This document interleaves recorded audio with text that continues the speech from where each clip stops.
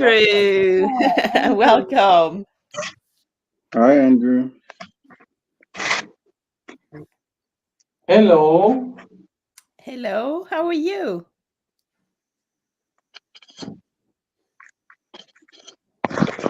Is it the Good camera? morning. Good I don't morning. know. So Morning. we can see your picture, but your camera is not on.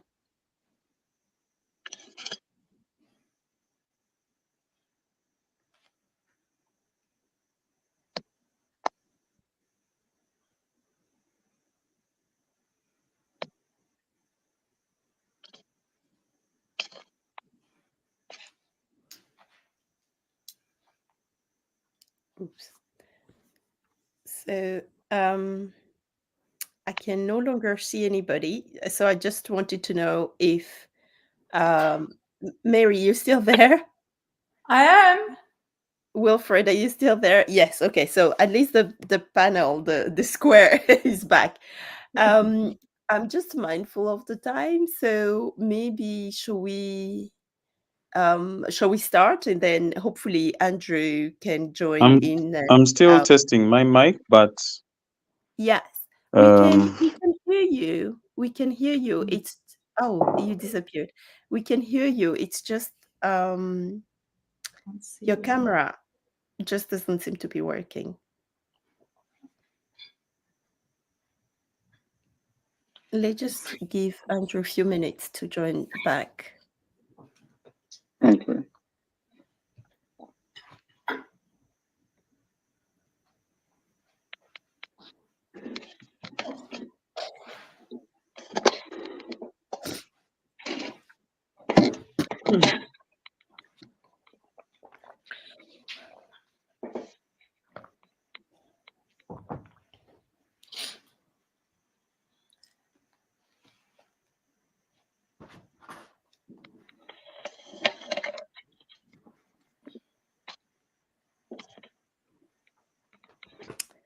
Um, right. Okay. Maybe shall we start? Because I'm just let me just see how far off Andrew is and whether we give him few minutes to join.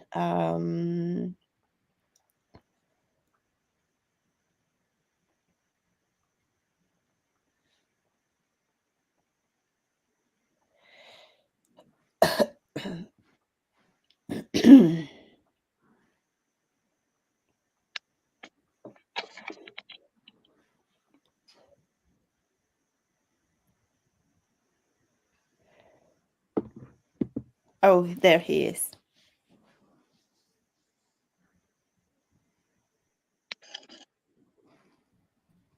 hello.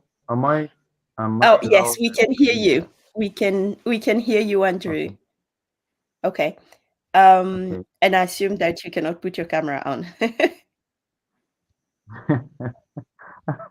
Uh, it will be on and Can off, you? I think. I don't know if it's appropriate. Okay. On and If off. it's not on, don't worry about it. We'll start. At least we can hear Okay. If you. you need to see And me, I know, and of course, for your sake, I'm here. there you are. Welcome, Andrew. It's not a robot, guys. It's not a robot. I'm not a robot. Hi. Oh, hi. We knew you were Not, human, but I'm not a robot. these days Hi, we don't. hi, Wilfred. Hi, Mary. Tony, Hi, nice to see you Andrew. finally. Hi. I'm hoping you're okay. It's nice Saturday. Yes. We are fine. We are fine. We all the deep Yeah. fake circulating. We want proof of life now. I'm here. I'm here. Right. Yeah, yeah. So welcome everyone for what I hope is going to be an interesting hour of discussion on art criticism in Africa. I know it's difficult every time you talk about Africa. It's not a country. So we've tried through this panel to have a very diverse view of what Africa is through um, what is happening in West Africa with Wilfred, what is happening in South Africa with Mary, and what's happening in Eastern Africa with Andrew. So hopefully by the end of the hour, we have a bit of um, a, a patchwork view and a diverse view of the state of art criticism in Africa. So Yeah. I'm Hanu Amenda. I'm gonna be your host today, and I'm gonna let each panelist introduce themselves, and then we're gonna kickstart. So, shall we start maybe with Wilfred? Okay, sure. Hi, everyone. Thanks for joining in, and I'm happy to be here. My name is Wilfred Okiche. I am a Nigerian film and culture critic. I have been working on on uh, culture criticism, mostly movies, but also music and every other thing, politics even. I've been doing that for some time now. I uh, currently I'm and my work. I'm Right now I'm a freelance writer, so I have published in several platforms, but mostly related to African cultures. By African cultures, pop cultures, I mean film, music, theater, that kind of stuff. My work can be found usually on platforms like the Africa Report magazine and online, The Continent Weekly, which is a weekly publication based out of South Africa, and OK Africa. Yeah, this I mentioned these three because they are Africa related platforms. Sometimes I also work as a film programmer. I have uh, done some film programming for Film Africa, which is a festival based out of London, and for Encounters Documentary Festival, which is based out of South Africa, Cape Town, and Joburg. But yeah, I am right now. I'm also in. I guess I should add that I'm in grad school at USC. That's University of Southern California. I'm studying film and media studies, and yeah, that's me in a nutshell. Thank you. Andrew, can I ask you to take over and introduce yourself to the audience?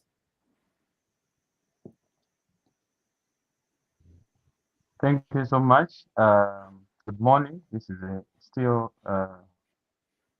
when you say to East Africa, I'm a bit lost. I'm in between Central and East African time. As in Rwanda, Kigali currently it's 10 minutes past 11 a.m. So it's morning there. And in Kampala, it's 12 minutes. So it's 10 minutes past midday. So it's afternoon.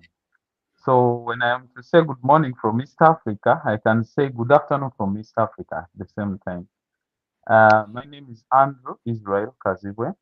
I'm a journalist. I've been in journalism for over a decade. I think it's 15 years this year. And basically, I majored into the arts. And I'm so glad I'm meeting a diverse team here that has gone deeper into the arts. And in the arts, of course, I've staggered. Why? Because most of the media houses have contributed for arts based. I think you share this. Most of the media houses that in the mainstream media houses, basically they leverage on the arts, but they are not arts based. So that's why I've said I've staggered a bit. You venture into the arts, but it's not their major focus. So I contribute for the last decade. I think I started with the New Times. That's the Rwandan national newspaper. It's the Rwandan daily newspaper. Then that's up to 2012. Then from 2012, from 2013, I went to I up to now been contributing for the East African newspaper. That's a regional based paper based in, of course, with main bureau in Nairobi, but different bureaus: Rwanda, Kenya, Tanzania, Uganda. Then further, at the same time, there's Daily Nation. That's a Kenyan daily, but I contribute once in a while with Daily Nation. Then there's mine. I think in a few years ago, I also got to tap into an arts centered publication called Creative Art magazine. It has really challenged me, and it's a good challenge, really. Create an magazine that really features visual art in focus, which I still contribute for. In broadcast media, I've known I've majorly been into social media, but with also debates behind the curtain, which has been a very good experience as to know where most main broadcasters lie. Yeah, that's it. Thank you so much. Thank you, Andrew. And we're going to finish with Mary. Mary, can you please introduce yourself? Sure. I'm Mary Cargill, and I'm based in Cape Town. I worked as, and actually, I think I was probably very privileged to have worked full-time as an arts critic. That doesn't happen anymore at a publication. It was a weekly based in Joburg, the Sunday Independent. I was there for 10 years. Yeah, when I left at that time, but we'll get into those details, I guess, through this conversation. I wasn't replaced. So when I left that position, I started a consultancy. My main focus has been on the visual arts with degrees in art history. But, as Wilfred and Andrew have been indicating, when you work for a publication, you have to dip your toes into everything. So I enjoyed doing it. I think having a broader view of the arts outside of your specific sector is really good. So I wrote on, I particularly enjoyed contemporary dance and film, theatre, and performance art. And when I set up a consultancy when I left, which initially kind of started out helping art businesses with their media.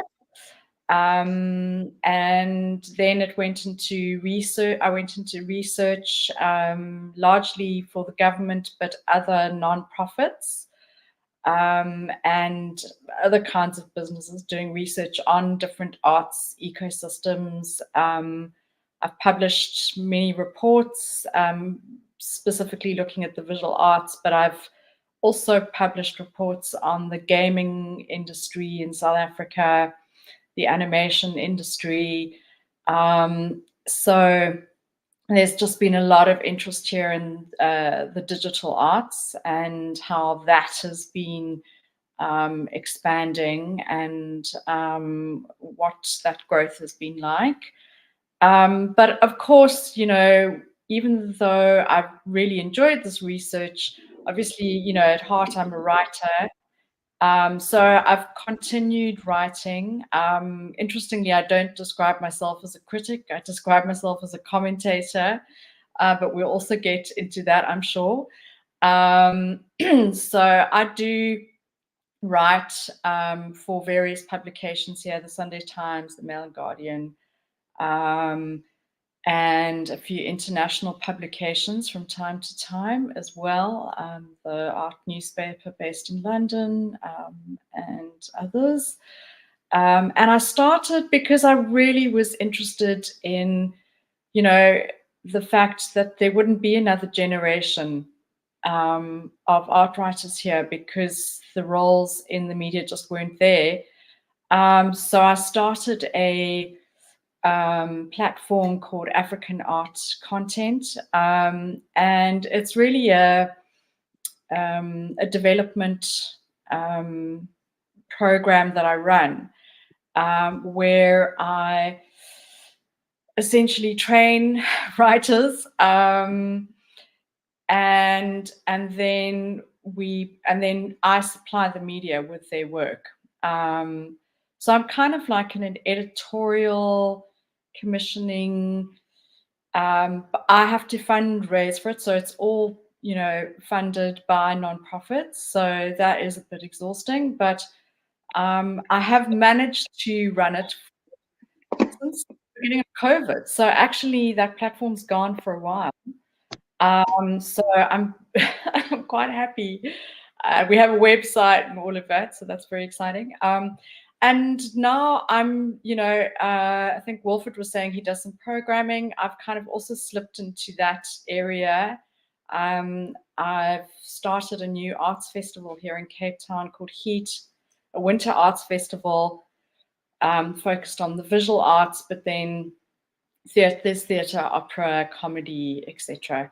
Yeah, so I think you kind of naturally slip into that because you know, as Wilfred said, people know you in the industry, you know who all the producers are, and actually you are in a really good position to bring it all together for a festival.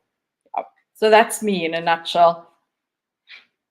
Thank you for that. And then that's really good because each one of you have touched on some of the things I want to touch on more later, but also fundamentally, you have all highlighted in one way or the other the fact that art criticism per se exists in a very complex space, if we can say it exists at all. So I guess I'm gonna restart with you, Mary, simply because South Africa is the biggest art powerhouse on the continent. It has, I think, the longest legacy. And I just wanted you to explain to us what art criticism means today as a practice, and also how does it exist, if it exists, in South Africa? Yeah, well, it's a good question. Does it exist? Yeah, I can tell you where it exists. It exists, Okay. I would say, in academia, in that kind of realm. There are one or two specialized kind of focused platforms that provide a space like mine, I guess, but also there are others as well that commission criticism. But I think largely in our mainstream press, not really at all. I mean, it's, you know, as I said, from time to time, I get an opportunity to exercise that skill, but the main demand in the mainstream press here, and I'm really interested to hear, you know, what it's like in other parts of Africa, but they really want interviews, puff pieces. I think because there's been so much pressure on the mainstream media in terms of their business models to exist, that they have really, that space has really disappeared, to be honest, which is kind of heartbreaking because, you know, there's so many, I go to really good theatre productions, I go to amazing art exhibitions, and nothing is ever written about them. So a whole history isn't being written about culture. As I said, it exists in academia, but I think in academia it's such a different space because it's, you know, it's not usually the first text, you know, it's like it's referencing other texts. So whereas within the mainstream sort of press, you don't have those shackles. So it's more immediate. So I don't think it exists outside of those spaces would be my short answer. But I also think that society's changed. I don't think there's that demand for it, because I think if that demand was there, we could be meeting it.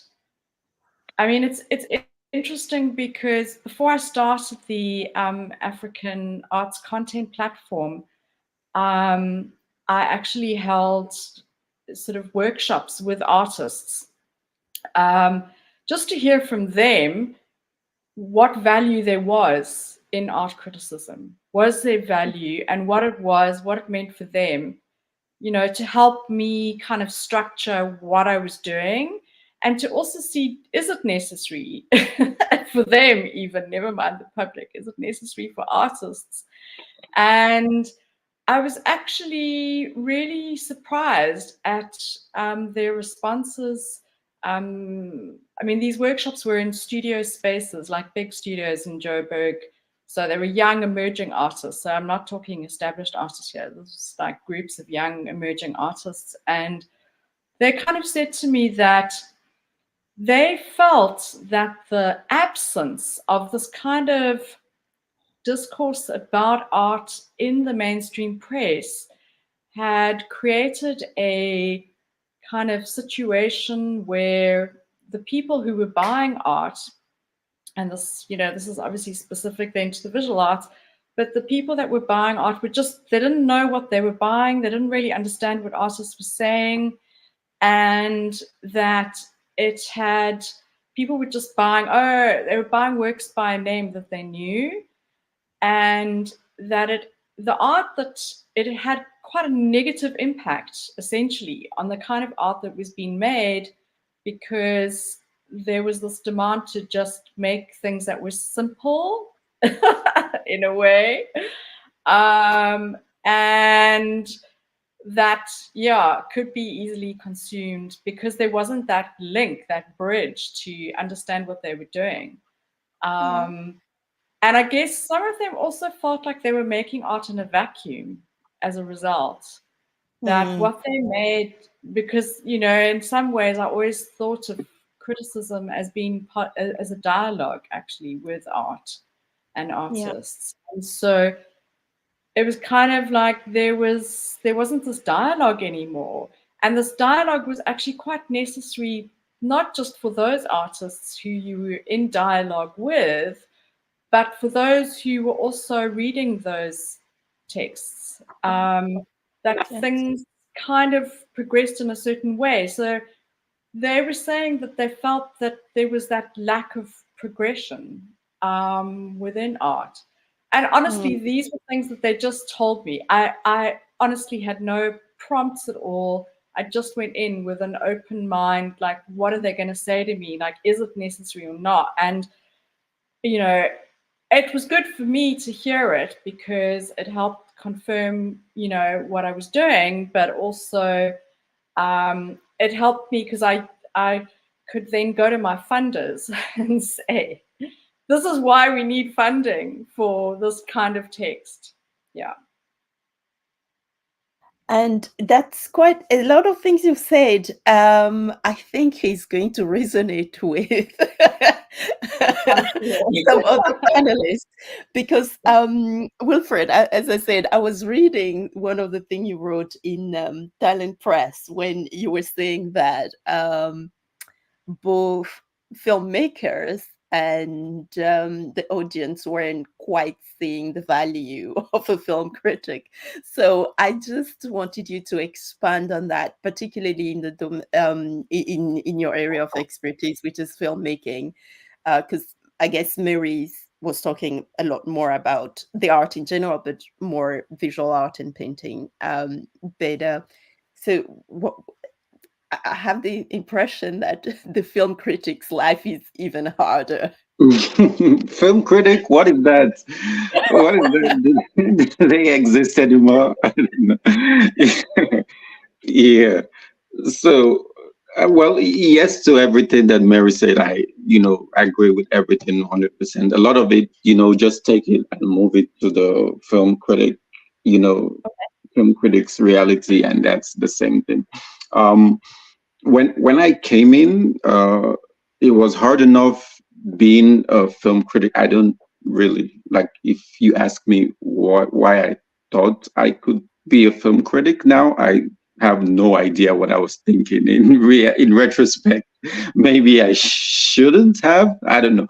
I have no regret, but because there wasn't really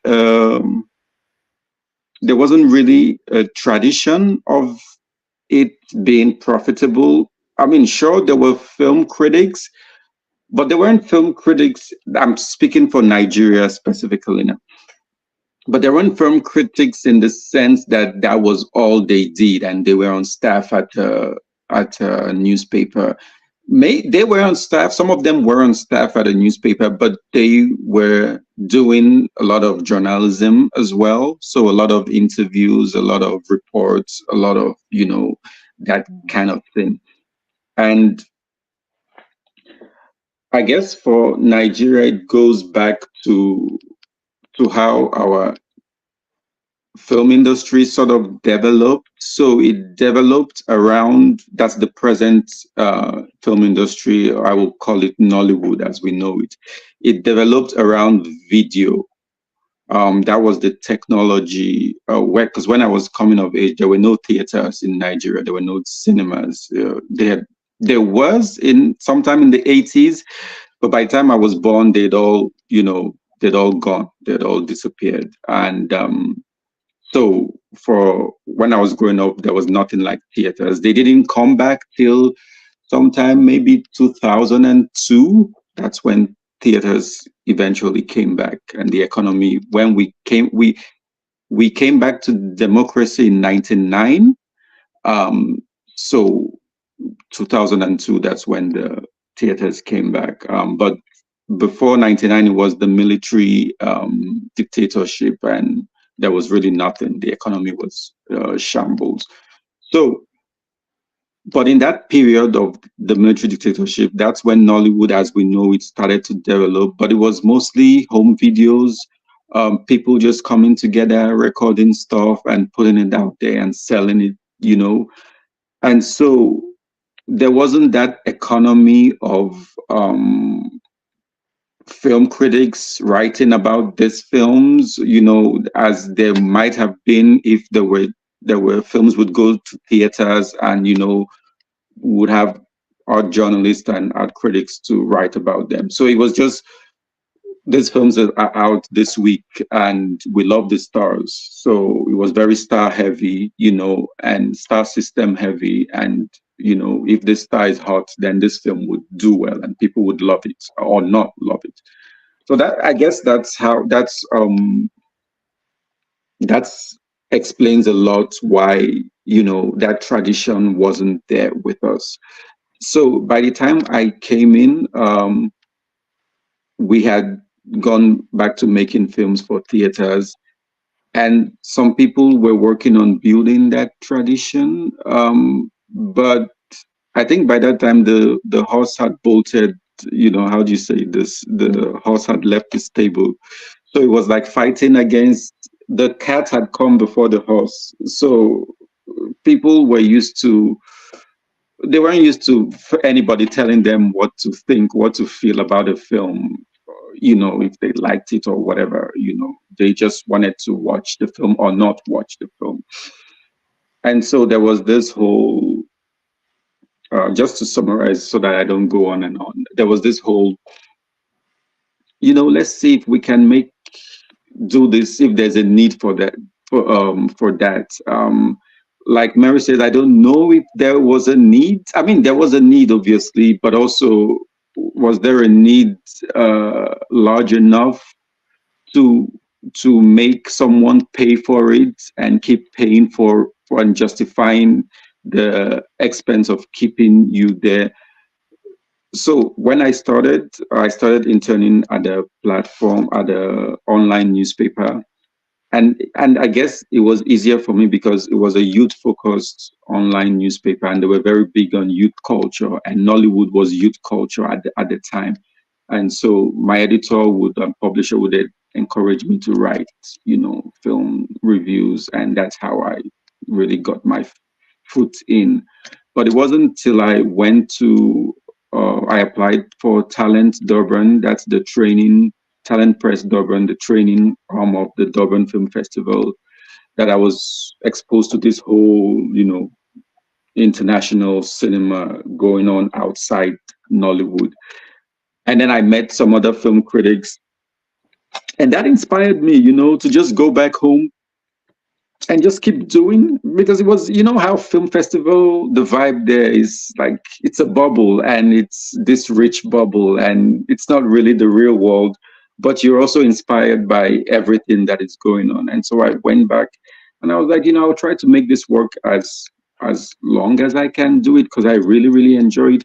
And so I tried to do that for a while, but not everybody is really interested in film criticism as we know it. So a lot of my work also involves doing interviews. A lot of my work also involves doing like reports, features, around. It's just, so I tend to go where the money is. So I'm lucky enough to have platforms where I write film criticism for, and who take that seriously, and who even pay sometimes for me to do that. But it's not as regular as possible. And I also work freelance. I've been working freelance forever. And so in order to make ends meet, I have to go where the need is, and the need appears to be in writing features. That's even when it's there, because arts and culture is like it's like the last thing any publication is thinking of. They want to cover politics, they want to do business, and when there's cuts, they tend to start cutting from arts and culture. We know this, we know the drill. So yeah, for me as a film critic, I go where the need is and where the money is. Sadly, there's not a lot of need, for robust film criticism. But I also know in Nigeria, there's a lot of young people who are doing film criticism that have come even after, I did. And they're finding it, they're like self-publishing. So they're not working for the newspapers, they're doing their own blogs. They are applying to Durban. Durban has been a great resource, Talent Durban, for film criticism on the continent, particularly for Nigerian film critics, because there's a whole line of young film critics that have gone through that program. Not all of them are still writing film criticism, but there's a couple who are writing, and some have started their own platforms, and I see them every day and they're doing stuff. And even though you can say that there's no need, there's no demand for it, there's also a demand for it. It's just not there in a way that is sustainable, or I guess sustainable would be the word. Yeah. That's so interesting, because if I gather what you've said, well, so there's a lot of it may not be institutionally funded, it may not be funded at all, it is in survival mode, but there seems to be still at the grassroots level, if I can call it like that, some sort of desire Yeah. to create something, to create a practice, to train. I was about to touch on the training part, but you mentioned that with Durban, and actually Andrew is back. So I'm gonna ask Andrew. Andrew, what you touched on that earlier when you said there was no art desk for the newspaper you were working for, but I just wanted you to talk about the state of art criticism in Uganda and Rwanda. Um, as Wilfred has said, of course, also Mary brought it up. I think we share a lot in this space. Yes, as you stated, it's survival mode, but at the same time, it hasn't kicked off in Africa generally. Then in East Africa, I think Kenya is a bit ahead when when I look. Kenya is very ahead when it comes to criticism. Uh, way quite, and as we speak, even Nigeria has that, but not in the arts so much. Why? In Kenya, there are journalists. I think it was Kenya in East Africa. It was Kenya that had a group of journalists who kind of phoned their. They left stream media, went into blogging. When we talk of bloggers, Kenya leads the region when it comes to. For them, they left, and among those, of course, there are very few who are critics. Critics. There are very few, barely, in fact, a handful. And those, when they start, I know the start is not easy. It is. I've also tested that. I've felt, and I'm at the verge of course, leaving mainstream. I could say I'm no longer counted into the. I'm no longer. I could say I'm not counted into the mainstream media right now, because even as I am on this desk, there's a back and forth between me and my editors. It's a thin line between contributing to a mainstream news media, let's say newspaper like I'm contributing for, and also meeting the demands of that paper. Because at most times there's what the editorial lines of most mainstream media need. For example, newspaper.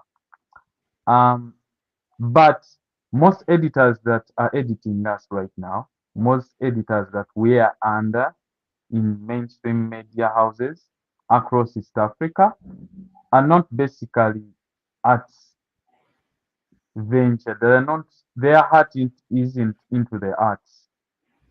First, we are affected by the fact that the media houses, mainstream media houses, are not art based. There's a difference between depending and leveraging on the arts and also being arts based. A media house, let's say broadcast, mostly it's broadcast. Broadcast media houses, most of them capitalize on music. We see that. But it doesn't mean that they support the music industry. They capitalize on film, but it does not mean they support the film industry.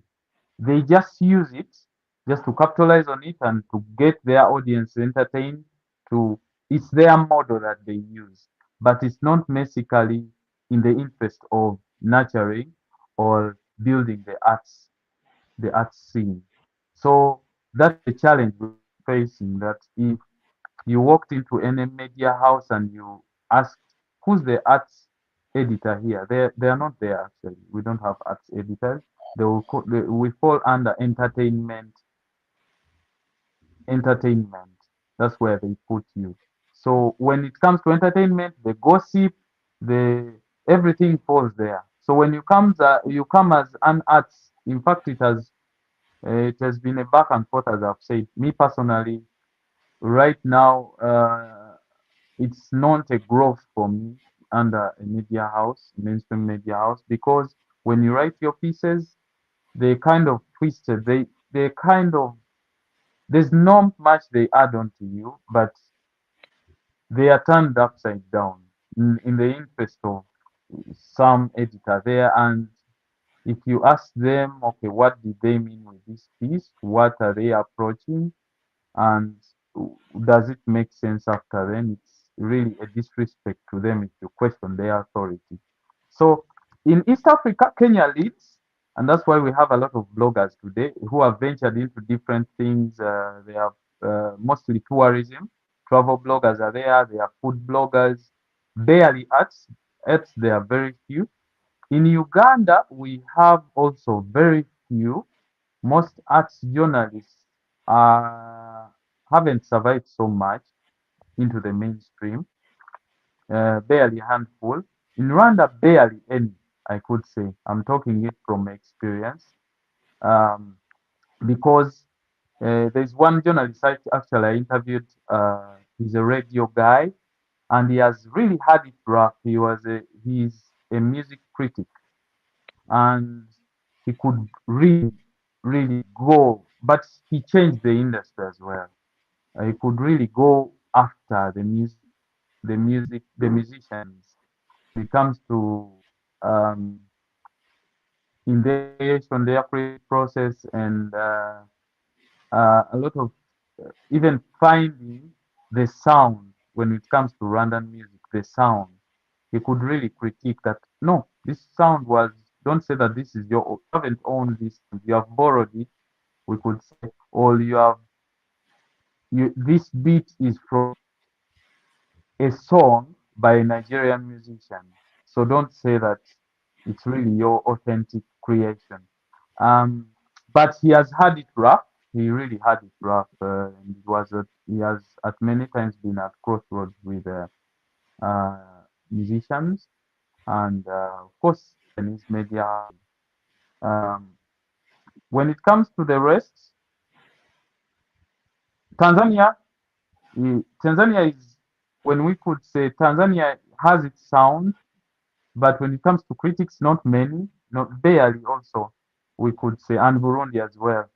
But it doesn't take away the fact that we have a rich industry around East Africa. There's a lot to be explored, and I believe um, art criticism still has its place in East Africa and in Africa. The challenge is upholding it. It hasn't yet even grown, as you could say. As talked about it, barely can you recognize that this is an art critic here and there and there.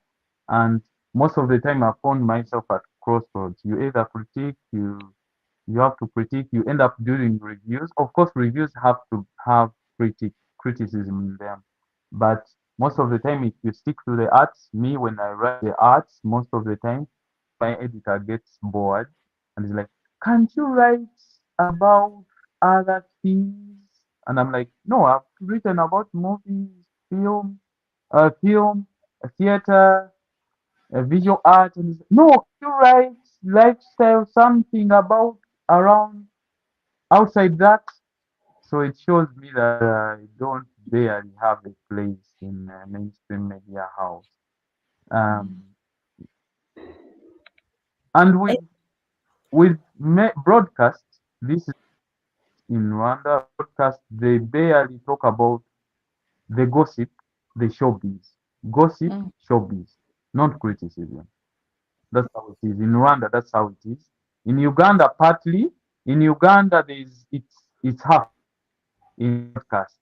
They really critique when it comes to broadcast media. They critique. They really bring it out and place it out in the audience faces and even artists, and they really question to the bone.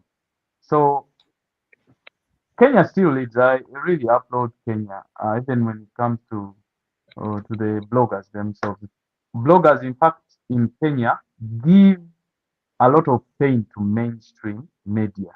once bloggers attack a topic or attack anything, even outside at the arts, they really mainstream media they really put mainstream media to their knees, to its knees, which is a good thing.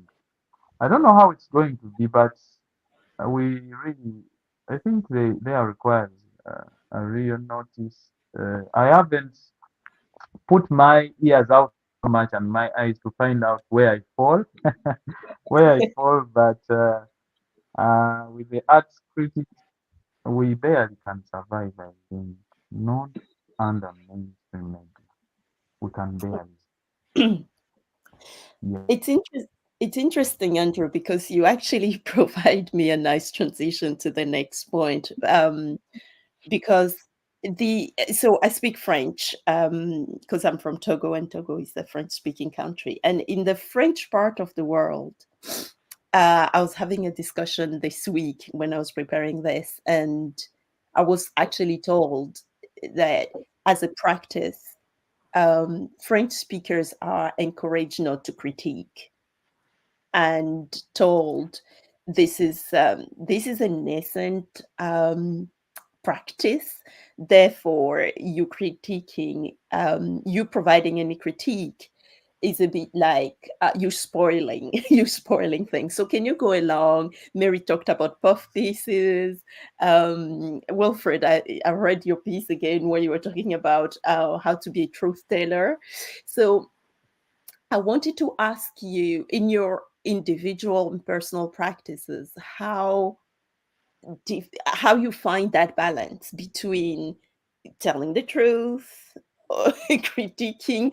On the rare occasion, I understood that there's a lot of reviews, commentaries and things, but on those rare occasions where you are a critique, or you are acting as one, how do you navigate that balance of being a truth teller and also saying what you actually think, no matter how tough that may be? I think it has been a balance. First of all, in media, once you're embarking on that, you need to stand your ground, first of all. If you made your entry into media when you're just praising, then you twist a bit your words, then you critique, you will be taken out of context. I think for me, it's a balance. I think. My pieces, I'm glad, by the way, that we could say with the editorial line that with the East African newspaper, basically, it's analysis. To be frank, it's analysis throughout the editorial line. So analysis requires also critiquing. So it has helped me because the whole newspaper is that. And if I critique, it's okay. And where you survive is you don't report. And critiquing requires you to pay a lot of attention. That's why I think I haven't got a backlash. I haven't got a backlash. Basically, from musicians, some, but it hasn't been that harsh because I pay attention. I pay attention to what other people won't do. If I have to listen to your album, my time. Barely do we have album reviews. It is. You can look around. Barely do we have album reviews in Africa. Film reviews, they are few as well.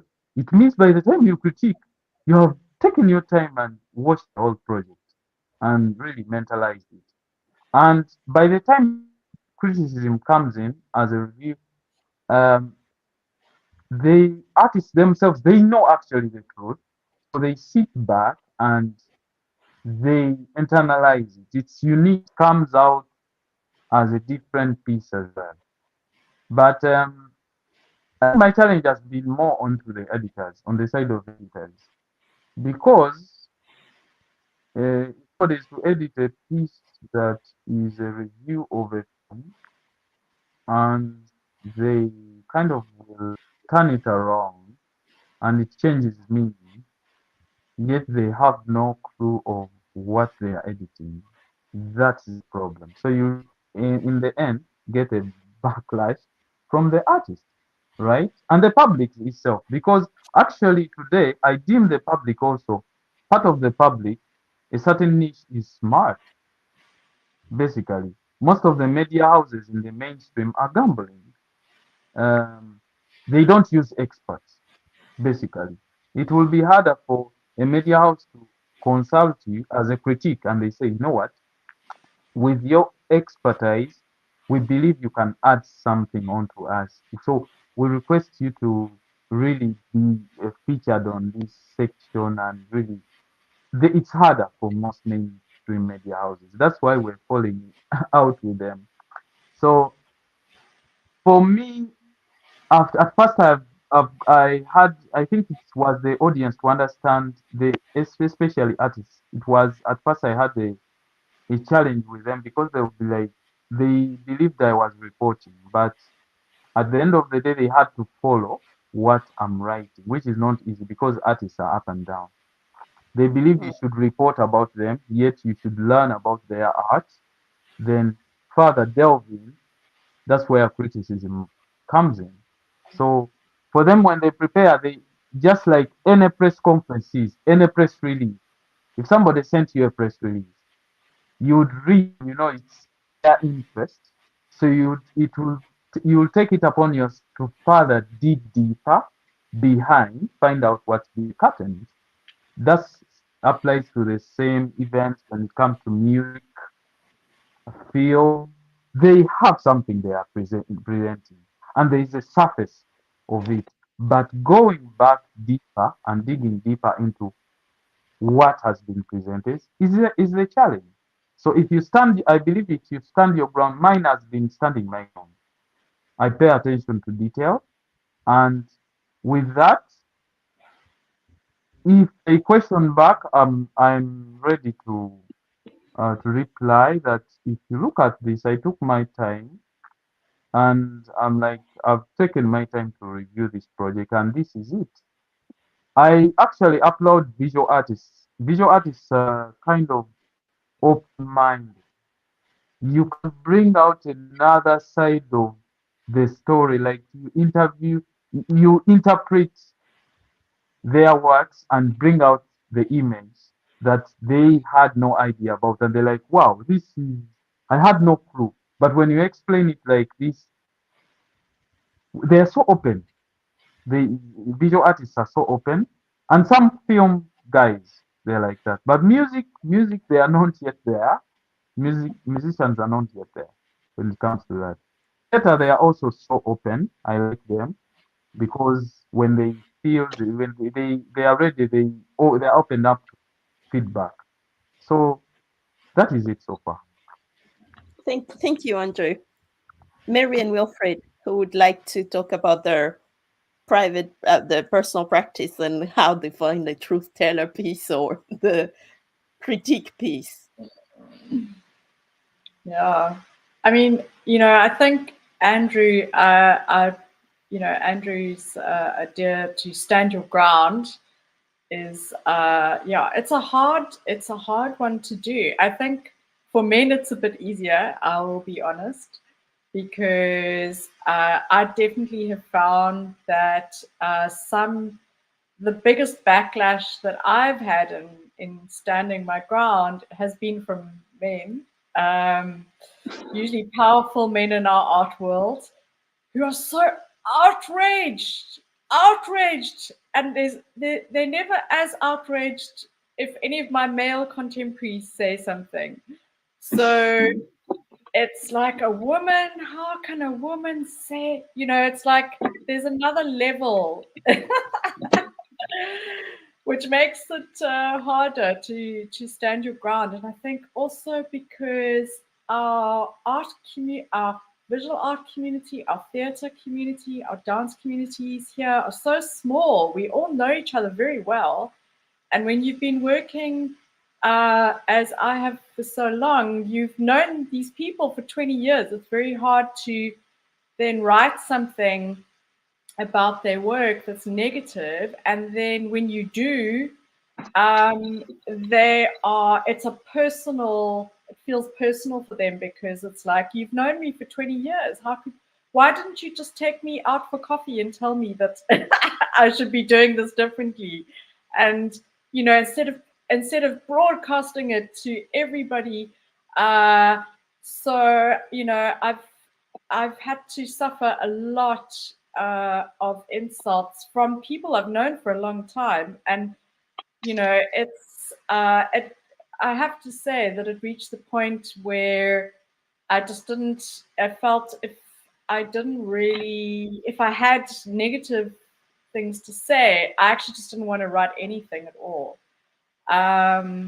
because it just becomes too difficult, and also to do other work, because now when I worked at a newspaper and I was getting a monthly salary, it was much easier. But when you kind of freelancing and you have your own business and you actually need to be doing work with people, you actually can't, because now you don't have that editor behind you who's going to back you up. I mean, that's one thing I have to say for my male editors, that they stood the ground with me, which was really good. But then when you're on your own and you need that community, to survive, you can't really tell the truth publicly. You really do just have to take them for coffee and tell them that they need to think about the audience, or do something differently. But yeah, I think it's a huge challenge in our communities because they're so small, and everyone. It's very, very hard. Oh, Mary, thank you so much, and particularly for adding that gendered view, because again, I think those are a lot of things at play that we downplay or we don't say, honestly and publicly. So I'm so glad that you have openly talked about it. Wilfred, truth teller. Yeah, I quite agree. I quite agree. It's challenging and it remains challenging, but I feel like as you grow older, as you get more experience doing the work or doing the job, you tend to be more confident in your voice. You tend to be more, you tend to be more, I guess, gentle, even in the way that you put your criticism down. So this is from my experience. Now, when I was younger, I guess I was, younger, hungry, trying to make a name. I would be happy to write a scathing review, and I'm like, this was bad, and it was bad. It's not that it was not. It's not that it was good or anything. And then people would, and sometimes, because when I started with online media, and the algorithms, how that works. So sometimes negative reviews sort of pull in more traffic, because people are, oh my God, what they say, that film is bad, that whatever is bad. And I was new in that sense, so nobody really knew me or whatever. And my editors, so it was funny because it was an online newspaper founded by young people. One of them was more editorially focused, and they were like my cover. So they were like, oh no, that's all right, whatever, just talk to me instead of talking to him. But the other one was the more, I guess, business facing guy of the publication, managing editor. He was the one who was making relationships with the celebrities, because they would need them for their other businesses that they were, and it could get murky from that angle, because they would come to him and then he would come to me, and I'm like, okay, so what do you want me to do? And you are, sorry, and he would try to say something without saying something. but for the most part, I was sheltered. But as I grew and became more independent and, was doing my own freelance, like Mary says, you know everybody and people tend to know you, and it becomes harder. But what I wouldn't do is I wouldn't lie to you and say something was great when it wasn't great. I could pick out, what worked and stress that this really worked, and maybe not stress so much on the things that did not work. But if you read the piece or read the whatever, you can see that it's, is trying to be, so that's, and sometimes if it's really like, if I have nothing good, nothing interesting to say, it's not just that it's bad, it's just that there's nothing interesting for me to say. There's no insight. There's no point in me engaging with it. I mean, every piece of art deserves engagement, but when resources are limited, when space is limited, when everything is limited, you kind of have to pick and choose what you choose to devote your resources or choose to write about. And so, as a freelancer, you sort of have to do that. And so if I see that there's no merit here, I'm like, I'll just not write about it, or I'll just not talk about it. When I had a regular gig column, I was on staff, it was different because you had weekly deliverables, you had to always write about something. But when you're on freelance, it's like, it's whatever you're commissioned to write about. So why not spend that time writing about something you really, you think is worth your while or worth the while of the audience. So that's how I've not tended to navigate it of recent. So you will not find many skating reviews of, I mean, I just did one like 2 weeks ago. That's not true. You will find once in a while, but not as much as there used to be. But it's only because, of the way that the market is, the environment is, and the media space is. And the publications I tend to write for now, they're like continent facing, so they're not really interested in takedown. Sometimes they'll happily want a good takedown, but they're just really interested in providing insight into what is going on in these communities. And so maybe if I'm doing an interview with a filmmaker and I'm writing a feature, I will slip in my own review, 1 paragraph review of the work, or 2 paragraph review, if I can get it.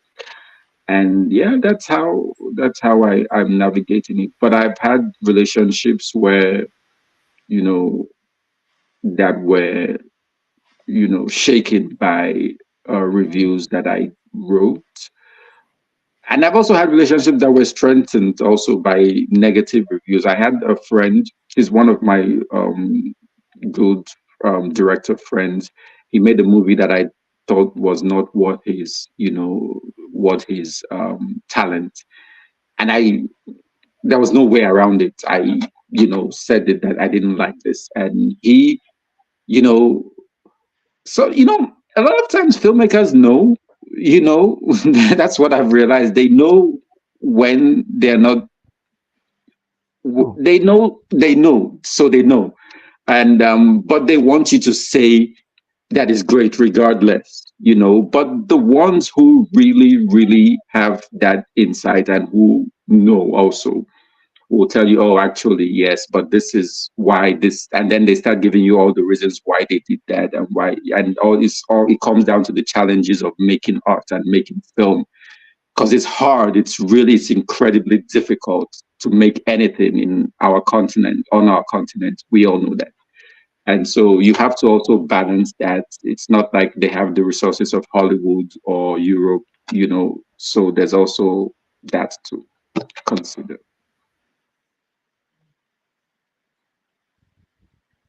Excuse me. You're on mute. I mute Yeah, myself, hello? sorry. Um, We are getting towards the end of our time together, and first, I am so appreciative of of these discussions and of your honesty, because I think sometimes those challenges are theirs, and because it's such an isolating work as well, you think you are the only one who is facing all those challenges, and you listen, and the challenges is very much the same: the survival mode, the relationship that tug at the heart when you are writing, and finding the balance, and also the media landscape that is very much changing. So I guess what I wanted to ask you as a final round is to touch on very quickly how you see the future, and also because the as criticism has been so linked to writing, with all the changes happening, is it possible for criticism to to be untethered to writing, and take other forms? And also, how do you see the future, considering all those challenges, but at the same time all the opportunities? I mean, some of the opportunities, particularly the grassroots level work that you have all mentioned. How do you see the future? Who would like to go first? Andrew, you go. I think criticism still has a future, but uh, with the writing is shrinking. I think bloggers are going into microblogging, and but also there's a need also to merge synergy. For example, media to also leverage on the technology. For instance, me, I took a stand after, let's say, I've watched a movie, I've critiqued it, fine. I'd really be curious to sit down with the director, but I no longer sit down with the director the old school way of where I had my recorder there. No, now I go into camera. Like, for example, I'll have a Q&A with you on camera. That's how it would be. But that's now for my personal uh, platforms, I think, because when it comes to mainstream media, once you go back to the editor and you have that Q&A that followed a film review last week, they'll be like, ah, but I think you are being paid for this. Why are you bringing back the same director? You reviewed their movie last week, so why are you? So that is questionable. But of course, with the interest of that, I mean, you would be curious really to have a beautiful Q&A after following the film, and you are now building onto that. I think there's a need to merge the synergy as well, leverage on the technology. It's true. And what I've noticed so far, we have the audience is cute, by the way. Audience is alert. They know what we do, especially writers. Once you write something, it's way different than even broadcasters become also sensitive that you speak something, the video is out there, it will be there online. It's kept somewhere. So if you are doing something that is not professional, that it's not authentic, you will end up being termed as somebody who was a joker. That is something I've kept with me as a writer. That if I write something, let it be worth it.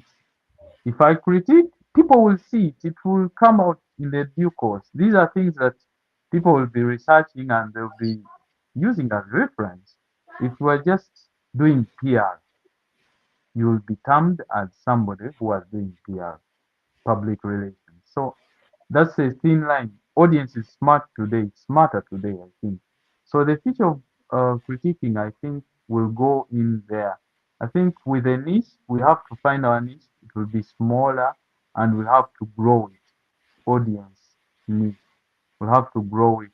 Most of us, I think, will have to go independent unless we find media houses that really are into that space of critiquing. There will work. But the experience I've had with most media houses, they are not into that space. As Wilfred said, these editors are friends, they get free tickets to these concerts.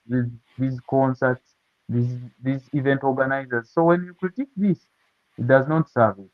And another thing is most of the arts pieces, they are not bringing in money. If you look at a politician who's writing a piece, business stories and everything, most arts they're like, this is just something we add on. It's something that they add on along the way to spice up a broadcast or a print franchise. So they are not. It's not in their focus and their interest. So they're like, it does not make business sense if we have it, if we give it a lot of mileage. That's how it is. Okay. Yeah. Thank you, Andrew. Wilfried, Mary, who would like to go next? How do you see the future? I can go next. I mean, I think, when I put out often open calls to find new writers for some of my development programs. And the first time that I did it, I was inundated with applications. And so it made me realize, and Wilfried touched on this earlier, that there is a younger generation that's coming up that wants to pursue this profession. So that's the one side, I think, in terms of the future, is that it is there is that new generation that wants to do this. I suppose for us, as more established voices, we have to figure out how we can help them continue. The self-publishing, and I think technology has allowed writers to self-publish, even not just the young ones. I was just having a conversation now with an older journalist that I know. She's like 20 years older than me, and she is still writing, and she has her blog, and she's still doing her thing. But I think we need to figure out how to monetize it and keep it sustainable, because I think it becomes hard, and also there's very little development. A lot of these writers that have applied, some of them have got their own blogs going, so they're publishing, but they need you kind of still need that editor. You need that editorial eye. So I guess some of the challenges are, how do we support this younger generation? How do we bring in that editorial eye? How do we help develop it? So I think we still need to find new models. That's what I would say. I mean, I have been looking for new models since I was still full-time as a critic. I was always thinking, how can we do this? And in the future, is Substack the answer? Substack, I haven't looked into it properly, but it does seem to be one way of monetizing, but it doesn't bring in that editorial eye that the younger writers need. But what has given me hope for the written word is TikTok, and I think Andrew also just touched on this kind of generation that we're in that is more visually attuned rather than into the written word. So I think that also we need to find a way to integrate the written word into visual media, but also podcasts and oral media. Some of the work I've been doing recently is a lot of recordings, so QR codes that link people to texts, and the texts are oral, so they can just listen to them. So I think we've got to really harness technology and see how we can connect people to text in different ways. And, I think that the written word hasn't died out despite this emphasis on the visual. The BookTok, I think, is an example of this, that actually you can use the visual mediums to to direct people to the value of the written word, if that makes sense. So I think that that's some work. We've basically got a lot of work ahead of us. We can't just keep on, I think just keep on doing things in the way that we've been doing. I think we need to, as new tech available.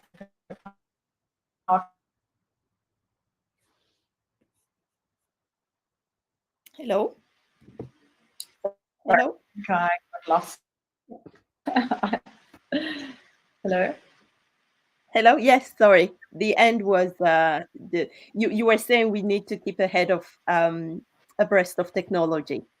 Yeah, and just exploit it to keep refreshing what we do. I think we just, I think the days of hoping, looking at traditional media houses, I think Andrew's spoken a lot about the problems there, with entertainment, even seeing the arts as falling under entertainment. We have that exact problem here as well, with gossip. And so I think we've got to turn away from the traditional media. That's that would be my sort of parting shot. Okay. Okay, thank you, Mary. And Wilfred. Yes to everything that Andrew and Mary have submitted. But and yes, in particular to new models, of doing it.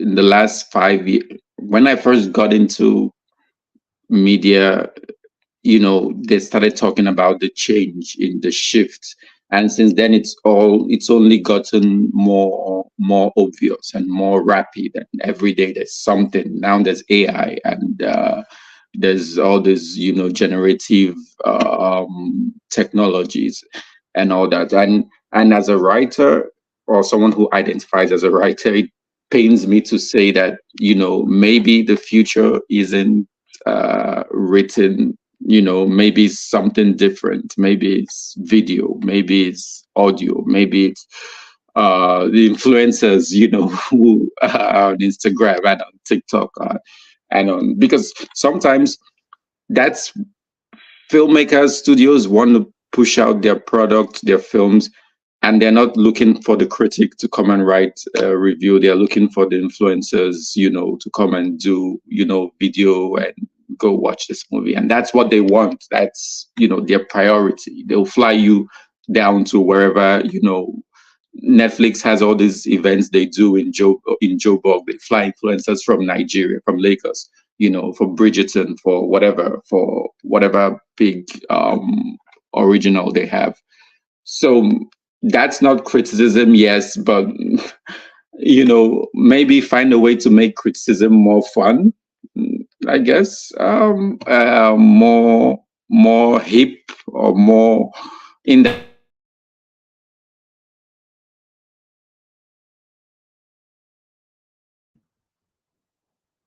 Is it just Wilfred? Sorry, I'm just checking. Andrew, are you here? And Mary, are you here? I'm here. I think it Okay, was so the it's network. I think we lost Wilfred there. Lost Wilfred there. At That his is such a worst moment. No, it's not talking about technology. Right. Because how most events are influencers more than at Christmas. It's strange. We had a point. A strong it's one. like back. We lost you at the right time, right after you said maybe we need to make criticism more fun. So you have the last word. We'll let you conclude. No, that was it. It's just like new models. We need to be on the lookout for new models.